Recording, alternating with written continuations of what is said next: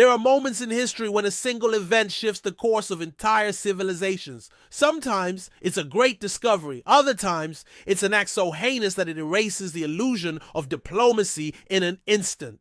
Today, the Galactic Union learned what happens when you push humans too far. At first, it was just another news report among thousands, another border skirmish on some distant colony. The Delvian Protectorate, a minor species within the Union, had launched a disciplinary operation on New Avalon, a Terran colony located in a contested sector. The Delvians claimed it was a misunderstanding, a necessary action to pacify local unrest. But when the first distress signals were intercepted, the truth was clear. It wasn't a skirmish. It was a massacre. New Avalon was no military outpost. It was a civilian colony, barely 20 years old. Families, farmers, scientists, people who had left Earth behind to build something new.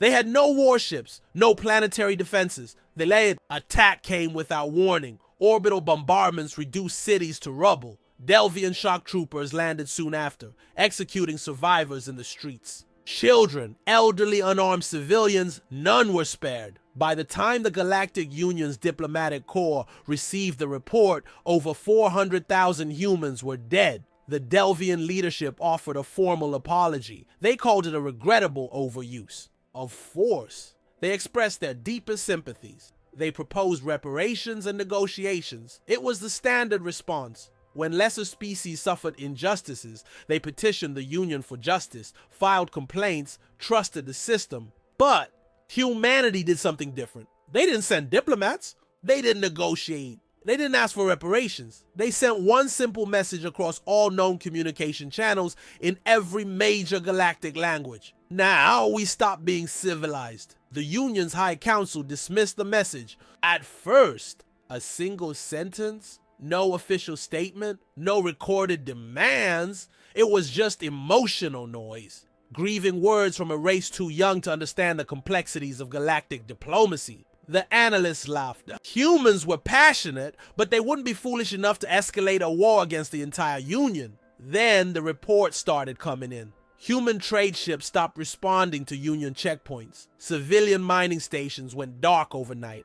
Entire human systems shut down external communications. Something was happening. Something big. A Delvian scout fleet was sent to observe known human colonies. They were expecting grief-stricken worlds, struggling to recover. Instead, they found empty skies. Every human planet had gone dark. No chatter, no broadcasts, no distress. Calls, just silence. That's when the first human ships arrived. Not diplomats, not negotiators, warships. And the massacre at New Avalon wasn't forgotten. It was about to be answered. By the time the Galactic Union realized what was happening, it was too late. Humans weren't negotiating. They weren't protesting. They weren't appealing to morality. They were mobilizing. Humanity, the race known for endless curiosity, boundless diplomacy, and tireless adaptability, had chosen something else. Something the galaxy had never seen before. And when the first Delvian fleet was torn apart in an engagement lasting less than 5 minutes, the Union finally understood. Humans weren't declaring war. They were ending one. And for the first time in galactic history, the Union realized they weren't dealing with an enemy seeking victory.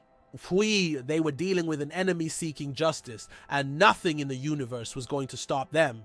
When the Delvian High Command realized humans were mobilizing, they reacted with the same arrogance that had led to the New Avalon massacre. They believed humanity's response would be limited. A few retaliatory strikes, some chaotic resistance, eventually crushed under the Union's superior numbers. Their strategists scoffed. Humans are a tier 3 species at best. Their navy is outdated. Their technology is primitive. A single fleet should be enough to pacify them. And so they sent one fleet, just one, a standard occupation force, 50 warships, thousands of Delvian soldiers, backed by a handful of elite Trelvog mercenaries to contain the human retaliation before it could begin. They expected protests, they expected negotiation, they expected fear. Instead, they got silence. And then they got death. Sigma 12 was a small listening post on the edge of human-controlled space, barely defended. a perfect forward base for the Delvians to begin their occupation. The fleet arrived without resistance. No ships waiting for them, no distress beacons. Just an empty, darkened station orbiting a barren moon. The Delvian Admiral Kethral was almost disappointed. Pathetic. Not even a garrison. Deploy the boarding teams. Let's take this station before they come to their senses. And so they boarded. The first team, 30 Delvian soldiers, entered through the main airlock, their armor-clad boots echoing through the steel corridors. Helmet feeds transmitted flawlessly back to the command ship. The station was eerily empty. No lights, no power. Then they reached the command center. The door slid open and everything went wrong. The light snapped on. The Delvians had just enough time to register movement. Figures in heavy armor crouched behind cover waiting. A metallic voice crackled over their comms. "Welcome to hell." And then gunfire, not warning shots, not an attempt at intimidation, a kill zone. The first two Delvians were torn apart before they could react. Armor-piercing rounds punching through their plating like paper. Panic surged through the squad. Contact! Contact! We're under attack! There! Screams were cut off as explosions ripped through the hallway. A single human stepped into view. Not a towering monster. Not an augmented super soldier. Just a man. A soldier. But the way he moved, the cold precision, the calculated efficiency, it was something the Delvians had never encountered before. He didn't hesitate. He didn't flinch. He advanced. Weapon. Raised armor streaked with blood. He was not afraid. Retreat. Fall back to the airlock. The Delvian survivors tried to run.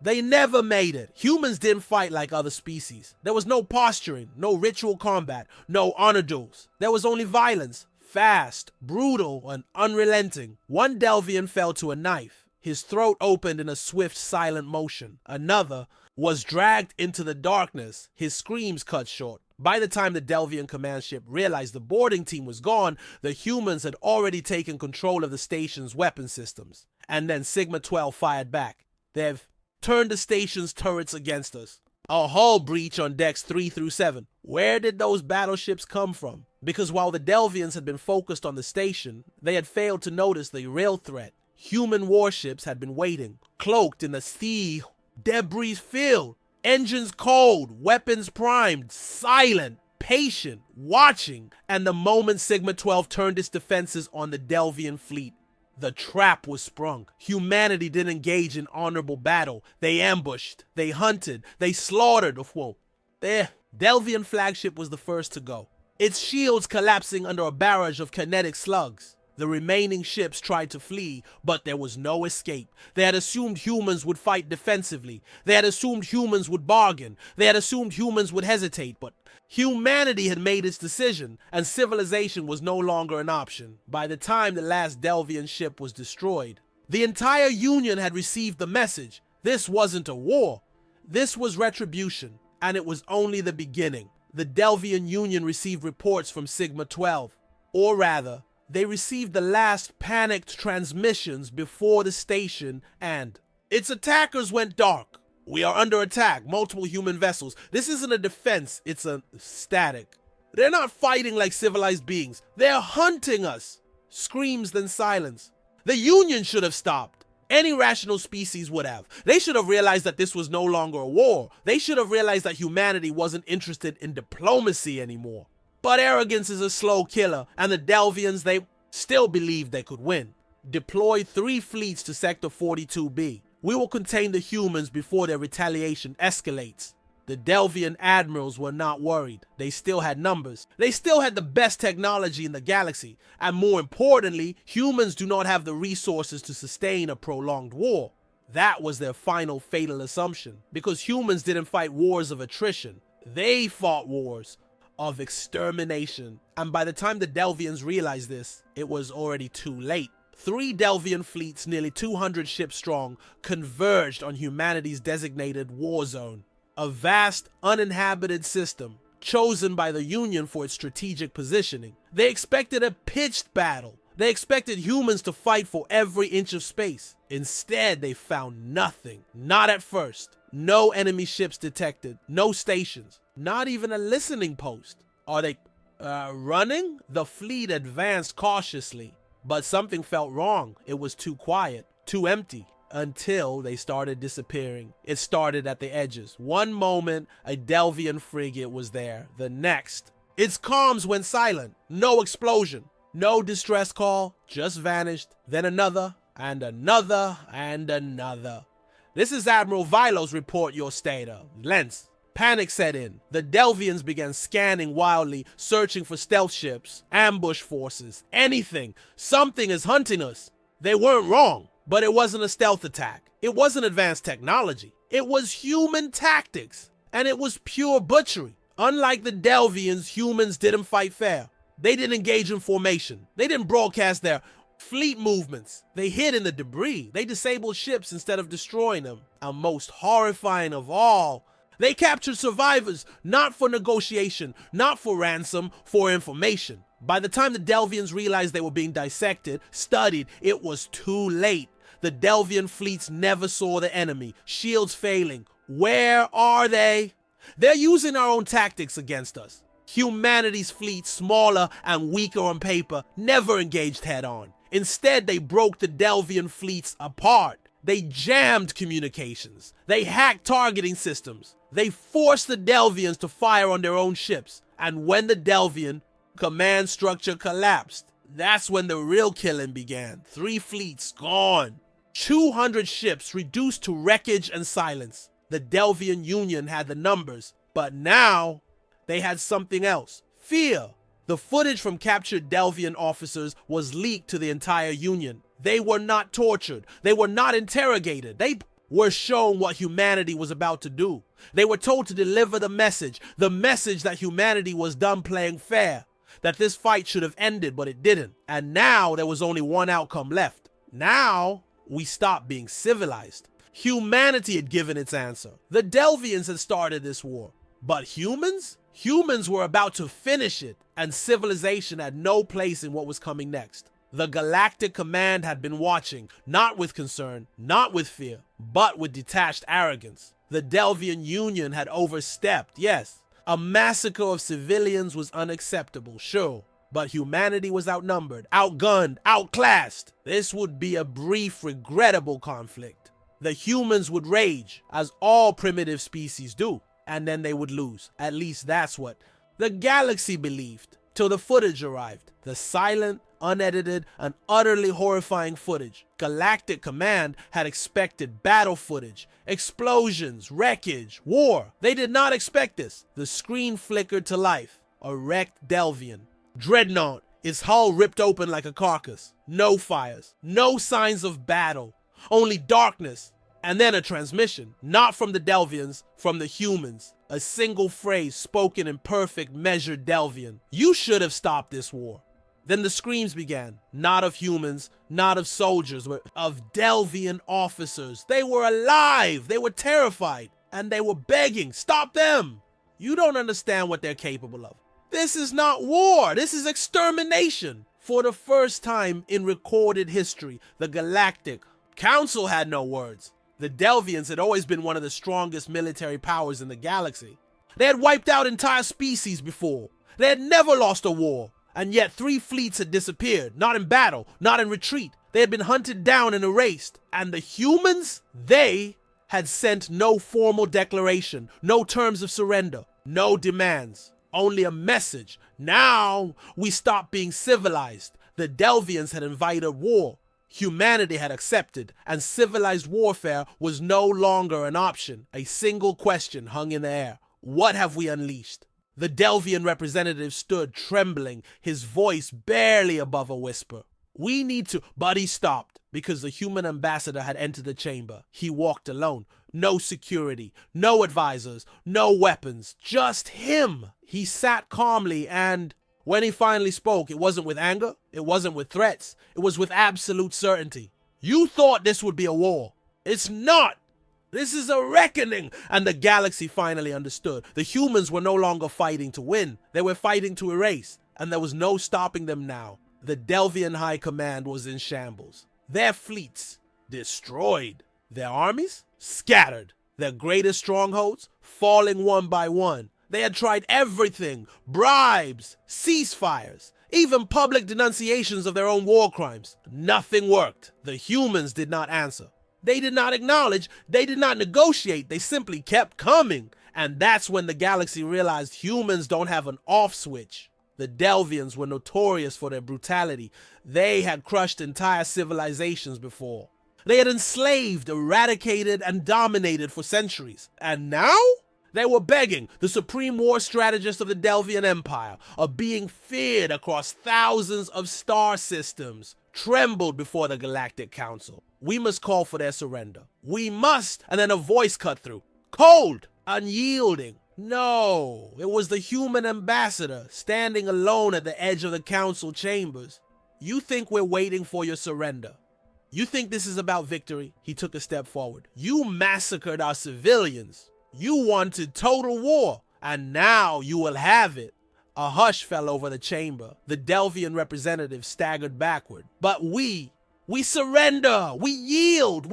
The human's gaze was empty. We are not here to accept surrender. And that's when true panic set in. The Delvian War Council activated every protocol. They sent every message they could. We admit defeat. We will pay reparations. We will stand trial for our crimes. The humans did not respond. Not once, not ever, because this was no longer a war. This was retribution. Fleet after fleet was hunted down and destroyed. No occupation, no negotiations, no prisoners. The humans didn't conquer planets. They sterilized them. If a Delvian stronghold broadcasted surrender, the humans bombed it anyway. If a Delvian warship disabled its weapons, the humans boarded it anyway. And when they captured officers, they did something that sent chills through the galaxy. They didn't torture. They didn't interrogate. They didn't even kill them immediately. They simply looked them in the eyes and asked, "Do you understand now?" And then they made them watch as everything they had built burned. The Galactic Council convened in a state of emergency. Every species was terrified. Because if humanity had no off switch, if they would never stop, if they would never forgive, then what stopped them from coming for the rest of the galaxy? So the council made their final move. A direct transmission to the leader of humanity. A plea. Please, we call for peace. We call for an end to this war. This is not civilization. And humanity's leader responded, "You're right. This is not civilization. You ended that when you slaughtered our people." The council's hope shattered because they finally understood there was no off switch. There was only the fire they had ignited, and now it would consume them all. Every species had a breaking point. The moment when their armies collapsed. The moment when their will crumbled. The moment when they begged for the nightmare to end. The Delvians had seen it countless times. They had made entire empires kneel, watched warriors break down in tears, heard the last whimpers of surrender, and so they waited for humanity's breaking point, but it never came. Humans fought beyond reason, beyond survival, beyond pain, beyond logic. When they were outnumbered, they fought harder. When they were wounded, they kept moving. When they were beaten, they refused to die. A Delvian officer watched in horror as human soldiers covered in burns and missing limbs still advanced. They should have collapsed. They should have given up, but they didn't. Instead, they laughed, bloodied, broken laughing. And in that moment, the Delvians realized humans don't stop. Not when they're tired, not when they're wounded, not even when they should be dead. The Delvians planned for a final battle, a last desperate defense of their homeworld. It was supposed to be humanity's breaking point. They have pushed themselves too far. They will be exhausted. They will hesitate at the last moment. But the humans never hesitated. When they landed, they didn't act like soldiers. They acted like executioners. No exhaustion, no hesitation, no mercy, no breaking point. A Delvian admiral, once a master of war, sat in silence as reports flooded in. Entire human battalions operating with shattered bodies. Pilots flying with broken arms. Wounded soldiers using their last breath to drag themselves forward. He whispered to himself, "What are they?" Because this war should have ended so many times. But humans never reached their limit. The Delvians had started this war.